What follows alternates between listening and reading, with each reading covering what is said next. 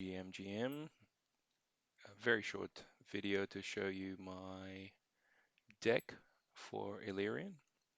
And I called it max control because I feel that I actually do have max control when I play with this deck. I definitely outlast, aggressive opponents and things like that. So I just wanted to give you some, you know, tips and see if you want to try this yourselves. You'll notice the first thing is there's a huge gap between, um, I have no 7 and 8 mana. I've just got two of the Leehord Hatchling. And those of you who may have played with this before, as you know, it doesn't cost you 10 mana to play. If you have a lot of cards in your hand, it's 10 minus how many you have. So if you have like, well, yeah, as you know, the maximum you can have is 9 cards. That means you're playing this card at 1 mana. And it's very powerful because it's a sneak attack. It deals 4 damage, and your opponent who's sitting there mathematically calculating, the hit power they need to take you out with, very sneaky, and it throws off all their calculations. And I've got two of those. Then I've got, you can see here, the Labyrinth God, very powerful front line. It also weeds out or forces your opponents to play their card destruction um, cards. Pulls them out early. They'll play the most powerful spells. And of course, this one's a really good one as well. If one of your opponents has 6 health exactly, like a front line or an aggressive card, you take it out and also you draw a card. So it's a double benefit. Then I've loaded up on my fives because I've noticed that it doesn't take too long to get to the fives. And I've got doubles here. I've got a lot of doubles. And this is sort of just part of my strategy because I rely on these cards to win. So if I misuse one or one doesn't come out until the end, I don't want to lose the game, right? So you can see here the mind. I've only got, excuse me, one mind jolt, which takes. I like the cards that gives you multiple options. As you can see here, you can, depending on the scenario, you can either deal the damage or draw 2 cards. Then you've got ratify, which I love because it doesn't matter how strong an opponent's card is, this will turn it into a 1-1, which is actually very deflating for the opposition. This one's also good, especially against players that are trying to take control of the board and have like, 6 cards on the deck. And of course, the Golem. Uh, I really like this card because, although if you look at at this deck, you might think it's very defensive.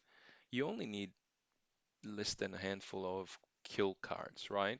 And this is a really good one because every spell you play boosts its power and defense at the same time. And of course, this one's a nice sneak attack and defense in one, so very powerful against the Goddess of Death that has a lot of low 1/1 cards. And I've again doubled up on them. That's my strategy here. Um, to try and get rid of obviously the relics, I'm just, you know, with my deck, I feel that the relics do, with the amount of spells I can pull using my god power, I just need for peace of mind to have the basilisk and another one here, which is a double-edged sword. If you say attack a 5 health card, after you attack it, it will only have 1 health, but not only that, you get a bonus of dealing 3 damage to your god, to the enemy god. So if you're towards the end and the god only has 3 health, just hit any card with over, 4, and you've won the game. Very sneaky. And of course, spells. You start seeing a lot of spells. And again, double-edged swords here. This one's really powerful. I try and use it right at the end, so I can, when if the game does go that long, this ends up being a 9 health card. And of course, actually, I want to buy and I want to double up on this one. So I've been watching the marketplace. As soon as this price comes down a bit, I definitely want to get a second one of these because it's very vital to my strategy, as you saw with my previous gameplay recording. This one's a nice card I picked up from playing an opponent, and the beauty about it is it's neutral, so I'm slowly upgrading all my decks to have it. It gives you a free card. I love Delve cards. It gives you you choose, you get three options and you choose a structure. So that's like a card for free with a boosted 2 health. And structures, as you know, are very good defensively. Then we go into the twos, and it's just spells and frontline. You've seen these cards before. And of course, this one, I definitely recommend you have at least one of these in your deck because it's actually three free cards. So check it out. It's three free cards. And if you choose wisely, it gives you a huge advantage in the game. And that's it. That's the rundown. I actually forgot one thing if you didn't know this about the Basilisk, especially when you're playing the Goddess of Deception. She's got a lot of cards that put your cards to sleep. And when you play this card, it's again a dual benefit card. Not only you take 2 durability from the relic, but also you remove sleep from a target friendly creature, right? Which can turn the tables on your opponent and do a sneak attack if you've got a high card on the deck. So as you can see, that's my new deck, and I'll do one more gameplay. I hope you've enjoyed it. Welcome to my max control deck.